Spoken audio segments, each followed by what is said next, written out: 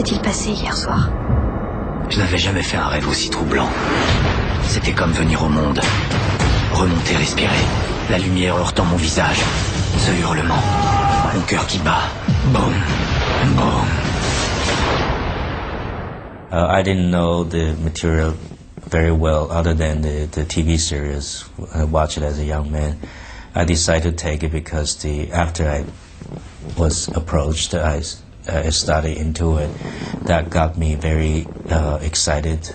It has become a big challenge because not only I'm excited, I want to get my hands on would it work.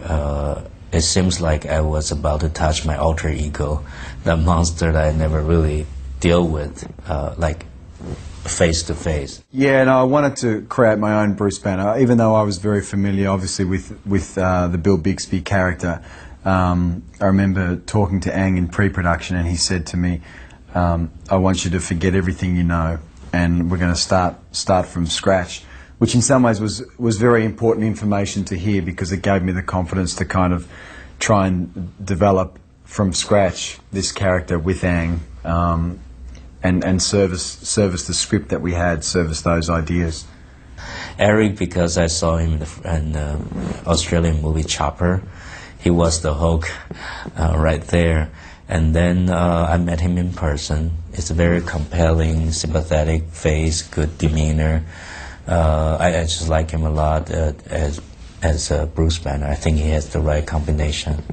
Maybe not necessarily a monster, but we definitely have a kind of a Jekyll and Hyde elements to our personalities. And I think in some ways, people who are very well behaved are more in tune with that than people who aren't, because people who manage to conduct themselves in society in a very well-behaved manner are always keeping those things in check. So I think sometimes those people have a better understanding of that inner Hulk than people who just fly off the handle whenever they feel like it. We tried everything, animatronic arms and prop arms, and we put Eric with green makeup, and he looked like the man on their corn can. Eventually decide CG is the way to go. Well, I just give my demands and I'll draw them out on storyboard with storyboard artists.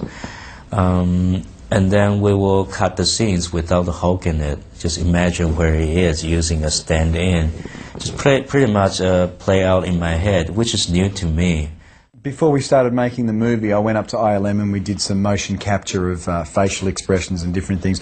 I'm not sure exactly how much of that they then used. I know they used a lot of my stuff. I think they also incorporated some of Jennifer and some of Ang into the expressions of the character.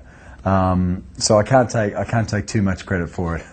I try to maintain every look I had from the comic book. At first, he was 9 foot tall only, not too big. So he get to have the pants still on like Lou Ferrigno. And then there's one sequence I want to lose his pants, but then we keep covering him up like shooting Austin Power. That wouldn't work for PG-13 movies. So only at the end he's naked, but for big sequence he's having elastic underwear. It's very special Marvel Lycra. Yeah. Yeah, they've developed a very special material at Marvel Comics.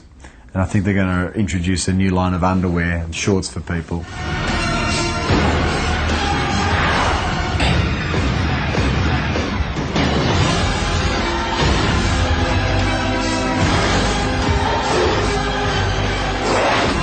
Vous savez, ce qui m'effraie le plus, c'est quand je ne peux plus lutter, quand je perds tout contrôle.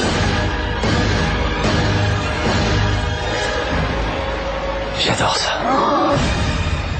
Il va falloir que l'on prenne garde à tes humeurs changeantes.